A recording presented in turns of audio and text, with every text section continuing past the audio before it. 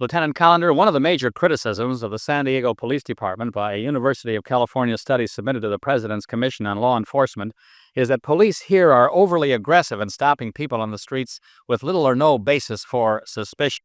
Well, so we don't believe that this is quite true, and that our field interrogation procedure is taught to every man in the academy and is used for the betterment of the total community.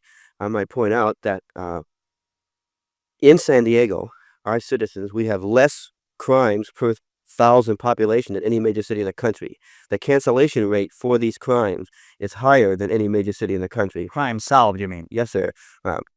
As an example, in the crime of burglary throughout the United States, 25% of all the burglaries that are committed are canceled by the arrest of the perpetrator of that crime. In San Diego, it's 63%, which is quite higher. And the same thing applies to all other major crimes. And one of the reasons for this is our field interrogation policy. You would say that crimes have actually been solved as a result of police stopping people on the streets? Definitely, yes, sir. How are officers trained as to whom to stop on the streets? Our officers are trained to be objective, to look at the situation and to look at it in this manner.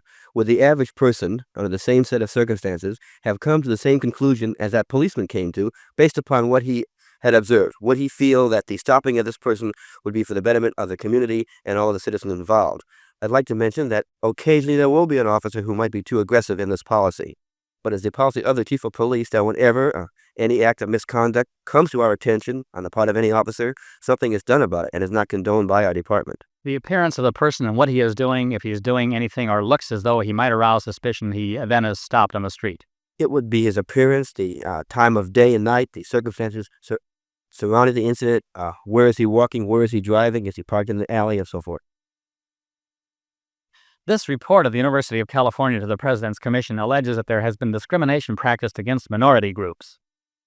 Well, so we don't think that's correct. If you're going on the amount of stoppages and arrests that would happen in the minority community as in the total community, the percentage would be somewhat higher.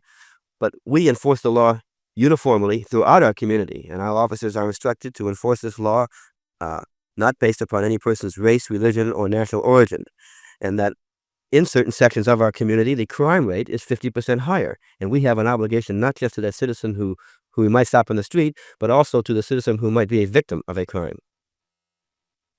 I might mention that 2 months before this study group from the University of California at Berkeley came down, 2 months before these students came here, the Attorney General of California investigated our procedures, and he sent us a letter stating that he found the community relations practices of the San Diego Police Department to be the most advanced in the state of California. Last night, there was a disturbance involving several hundred people in southeast San Diego. 7 police officers were injured, 21 persons were arrested. Inevitably, there will probably be charges by some of police brutality as a result of injuries to other than policemen. Well, this is a possibility. I would like to point out that there were more policemen injured than there were citizens who were arrested, and that insofar as force that is used, and I'm sure when you're talking about brutality, you mean force, a policeman will and must use whatever force that is necessary in order to effect an arrest, depending, and that's your key word, depending upon the force that is used in resisting that arrest. And if you resist a policeman with a gun or a knife, then that policeman will use whatever force that is necessary in order to protect his life and effect the arrest. Now, that officer cannot use force if you do not resist. He cannot use force once you are subdued, nor can he use excessive force. But up until that time, that policeman cannot back down.